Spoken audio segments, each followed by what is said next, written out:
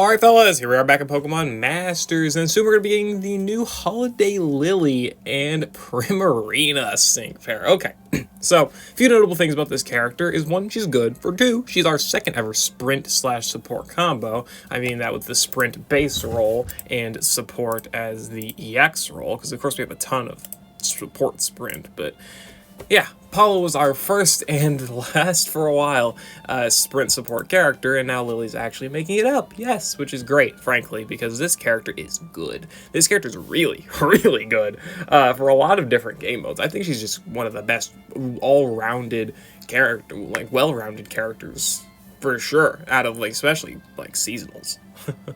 She's a sprint support character as mentioned. She's fairy type. She drops December 13th, leaves December 31st. So you've got yourself, what, 2.5 weeks to pull for her. That's about the average for a seasonal character. Pretty good amount of time too. You'll definitely be able to see the next characters that are coming in January. So just, you know, save for one. Am I saying she's better than, like, obviously What's Up or the Neo Champion Kanto reruns or whatever, you know, looking at this absolutely cracked schedule? I ain't gonna say any of that. But I will say if you do pull for her, you're probably not gonna regret it unless you actively use her and instead of trying to, like, pull for a Neo Champion that you wanted, you know. Obviously, then you can be upset, I guess, but, you know, just in terms of how good she is, I mean, she's still really good. Going into her stats, I guess, we've got 650 health, 176 defense, 190 special defense, 424 special attack, and 361 speed. These stats are nothing to write home about. The special attack and speed's good, and everything else is kind of, like, mediocre. But with, like, 6-star EX and level 150 investment, obviously a lot of change, you know, happens. 240 special defense is pretty damn solid, 224 defense, 780 health, a very good special attack of 486, and 419 speed. These are good stats, and even better made with the support EX role, where her defense goes up to 280, 264 physical defense, and over 800 health. So, Lily does have good stats, for sure. You know, 6-star EX investment at minimum is going to be providing a lot for her, definitely. And she's got a lot of good tools for, notably, the Damage Challenge and Legendary Gauntlet. Battle Rally is pretty good, too. And obviously, like, she'll definitely be able to do well in Ultimate Battles. I don't have any doubt about that one. That, definitely. Okay, I guess where do we start? Let's start out with the moves. She's got Moonblast, which is 4 gauge because she also has Hit the Gas 9. Not Hit the Gas 5. Hit the Gas 9. Lord. That is crazy. Very nuts. Making her Moonblast hit at minimum 186 power, which is good for a 4 gauge move. 30% chance to deal with enemy special attack. She's also got Sing, which thankfully isn't boosted by Hit the Gas 9. You know, don't need extra gauge on Sing. It's okay. Puts the enemy to sleep. 45 accuracy. You know, that's fixed with Troublemaker and stuff like that. I mean, good move, obviously. Like, Sleep's always going to be amazing. Like, Sleep's so strong anytime you can actually make use of it. Ultimate Battles, damage challenge, obviously. Legendary Gauntlet, it's amazing. I mean, most stages, most content can make big use of this. If we got another Fairy high score event, I'm sure she would be good in that too, if, you know, the boosts were here. Also, she's got the Fancy Lady themes. Who has Fancy Lady? Nah, I'm sidetracked, but I want to see who's got Fancy Lady as a theme skill. Oh my god. Oh, these are in order. Fancy Lady. Close. Apply. Well, Lily. So, a lot of Lilies, other than Anniversary of Lilies.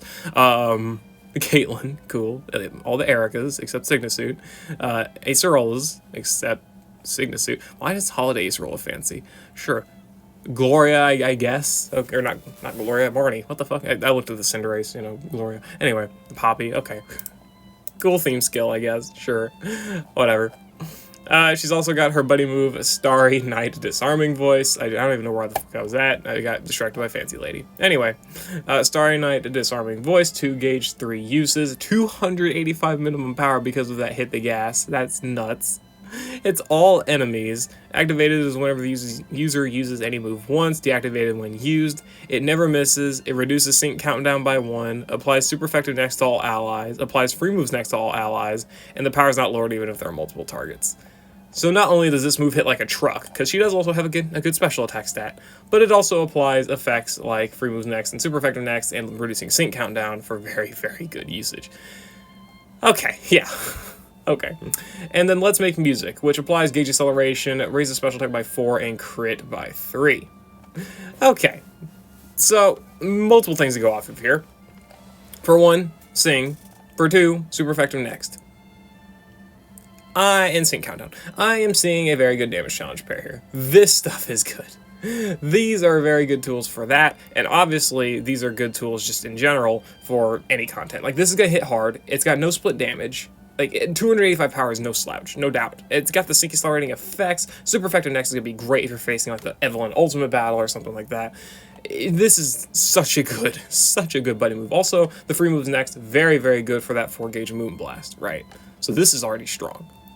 Okay, let's go to the passives. Hit the Gas 9, we already know. Boosting her move power, all that stuff, very, very strong. Pep Rally 2, raising speed of all allies by 2 when her move is successful. And ally speed up moves up 2. Powering up an ally's moves when its speed is raised. Okay. Pep Rally is great because it enables for 1 gauge. Gauge enablement is great in all game modes, any game mode. Damage Challenge, Legendary Gauntlet, Champion Stadium, Ultimate Battle, any of that stuff. This is great. This is a good passive.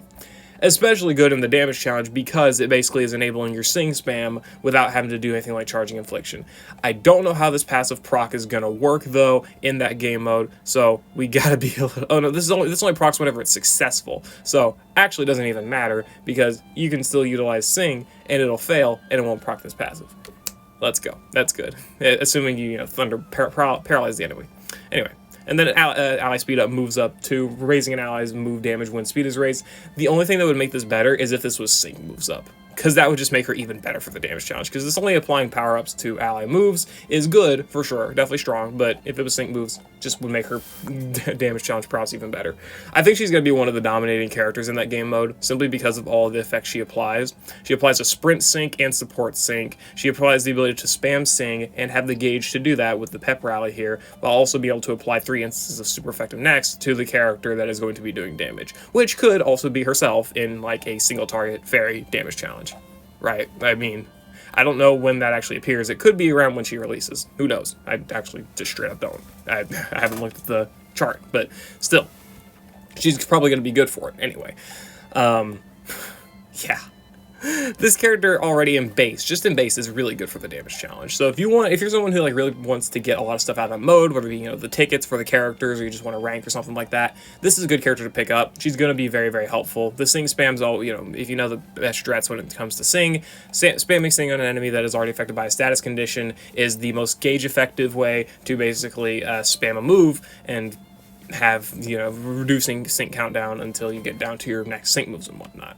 And then again, combine that with the sync acceleration from being a sprint character and also the sync acceleration on the buddy move upon also applying a super effective next, you're going to be buffing your allies damage a lot and again accelerating sync, so which is really helpful because of the animation that the buddy move takes up when being used. That's probably the one downside about her, and I guess you could say this is a downside too, but obviously this is good literally anywhere, and for like final finisher damage challenge moves or whatever, they're still getting that buff. So yeah, very, very strong already. Good damage for any content, very, very good utility for any content, and this is again literally just her base kit. Lillie, yeah, okay, sure. Anyway, let's move on to the grid. At 105, she gets Moonblast, Gauge Refresh, and Dauntless and Sing Gauge Refresh, decent tiles for managing Gauge, though she doesn't need too much help in that regard, but I mean, Moonblast being a 4-gauge move, it helps for sure. 2 out of 5, she gets Trainer Move MPR, very nice for extra gauge acceleration, special attack buffs as well. Moonblast on a roll for the 90% chance of debuffing special attack, good utility. Oh god. Gobsmack, 50% chance to apply confusion, could help with making enemies not hit you. Though a lot of these abilities, like special attack debuff, special attack debuffs are good anywhere. This could be a very good tile against like Evelyn's Ultimate Battle, for example. Again, good tile. But like Gobsmack 4, very random tile, good for some gimmick check, but a lot of times that gimmick check's gonna be used in the Legendary Gauntlet, where her main form of gimmick check is spam sleep. I mean, yeah. Combine that with the fact that she's got Sing Troublemaker here and also Sing status move up, stat up, whatever the fuck, for buffing a random stat at a 50% chance by 1 stat rank. So if she can get evasion buff, she can get defensive buffs, increasing that defensive ability, or max out her special attack or whatever else it may be. These are 2 good tools. Like this is probably her best stuff for like a legendary arena battle. Obviously, Troublemaker makes it so Sing is guaranteed. It does it? No, is it 90%? I don't remember. Anyway, doesn't matter. Just give her accuracy buffs because she can do it with this passive. Anyway, promptly moving on. These are great abilities. These are probably some of her best tools for like a legendary arena setting because this means you can run a different lucky skill on her. Whatever you want to run with her, I don't know, but you can. I mean, maybe like vigilance if you can't maybe like sleep through like some enemy crit or something or whatever. This will help with that. Yeah, I mean, there's a lot of different ways you can actually make use of her having a different lucky skill instead of having to run Troublemaker to guarantee sleep on Sing. That's, again, and you can guarantee it because you can get accuracy buffs off of this ability here. With a little bit of RNG, of course. And also Natural Remedy for any status conditions, pretty nice, probably good against like Moltres and something like that. Any stage that really you like fail to put them to sleep, or, you just, miss a cue, whatever it may be, having these other tiles are pretty helpful, or can be pretty helpful. For the most part, though, I'd say her best tiles here are probably the Honor Roll and Moonblast, and these two tiles here. The others are just kind of niche, and if not, I wouldn't say, they're definitely not useless, but, like, you're definitely not going to see amazing use out of them compared to a lot of other characters, because half the time the enemy's going to be asleep. Anyway.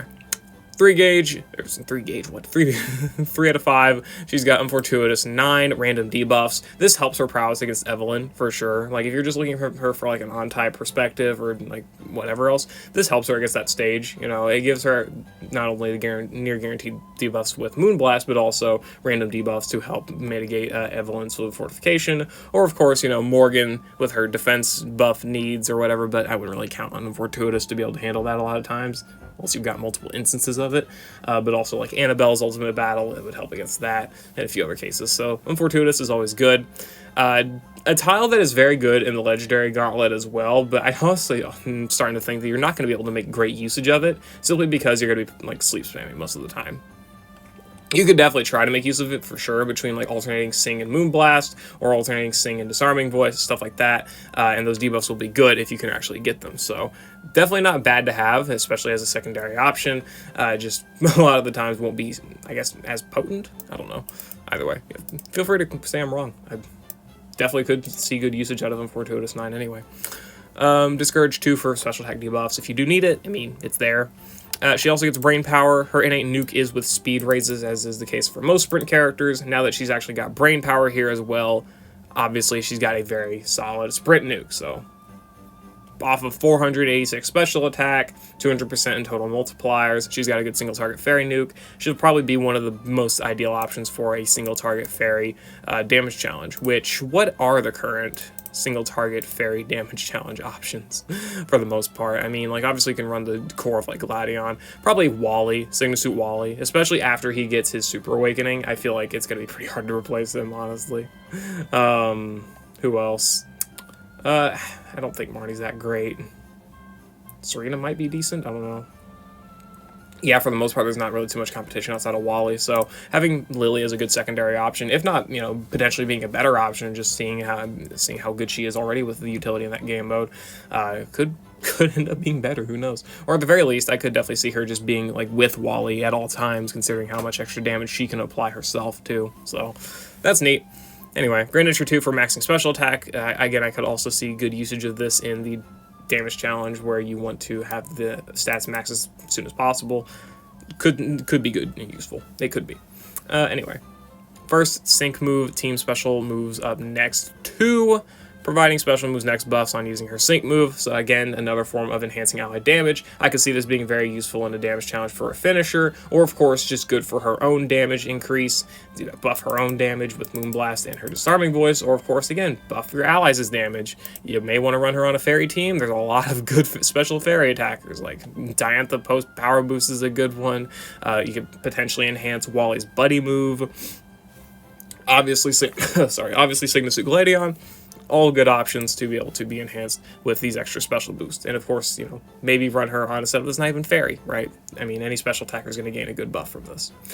And then she's got this funny passive. This is probably one of my favorite passives for her, is seeing use status move, special boost up 9. 100% chance to increase special moves next by 1 when the user's Pokemon uses a status move. This effectively means This is not, I don't think this is a super practical passive in like a damage challenge format, but this could be good elsewhere.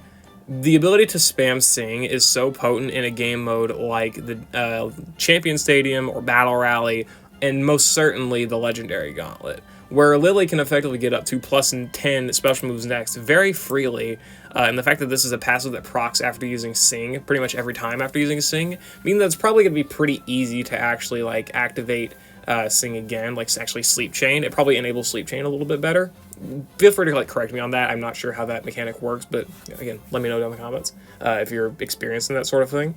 But passive proccing makes it easier to Sleep Chain a lot of time, so having this passive is good for that, and obviously you're getting those +1 special moves next, which you can then use to chain into a +10 boosted Moon Blast, which again, 200 power, or the buddy move, 300 power. That could be very good for a lot of stages. I'm sure that could clear an entire bar. I have no doubt in my mind that could clear a whole bar, especially with the level of power that it has here. So long as you can, I guess, like meet the enemy gimmick check. But if you can't, even still, +10 special moves next is gonna hurt, at least in some degree.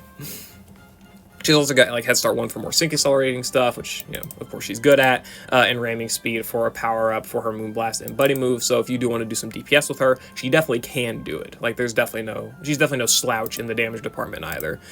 And that just makes her super good. Like, she's got a super good base kit for the damage challenge and even other game modes as well. Like, I could see her being a great damage dealer against Evelyn, even here at base. I could see her being a good character in the Legendary Gauntlet due to her already having Sleep Spam. Even if you don't want to get her to 2 out of 5 for the Troublemaker, you can still run Troublemaker as a lucky skill, though I think her accuracy might be a tiny bit of a problem, but I could also be wrong. And again, she's still got really, really good power. Good power, good support with the ally speed boost here, and all of that other stuff. So still a very good character to go for. Great character in all regards. She's got debuffs. She's got the ability to stack and do like quote-unquote big PP special moves next. Boosted buddy move. Oh my god. Really good nuke with brain power and innate inertia. Good damage power up with ramming speed and the supportive passive here with ally speed moves up. Very solid character.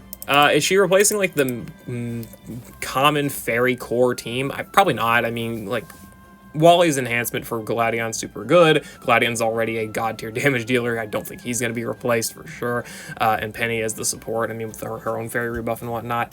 I don't think they're going to be replaced as a core fairy team, but I could also see Lillie like just being slotted in as like a secondary option, or just not even having to be on a core fairy team and could just be slapped on anything and be pretty strong. And again, she's going to be really good for the damage challenge and Legendary Gauntlet, two very, very prevalent game modes, right, with their rankings happening roughly every month in the damage challenge case, or 2 months in the Gauntlet's case. Ignore the fact that we don't get one this month. It probably won't get one next month. Oh god. And I could definitely see her being great in the high score event as well because of the versatility and the things that she can do, and the fact that she has some decent theme skills. I mean, seasonal outfit has been used a lot. I mean, you could potentially see a Lola. It really depends on what they want to do for the boost in that game mode, but either way, I think Lillie would be really, really good for another rerun of any fairy in whatever high score event.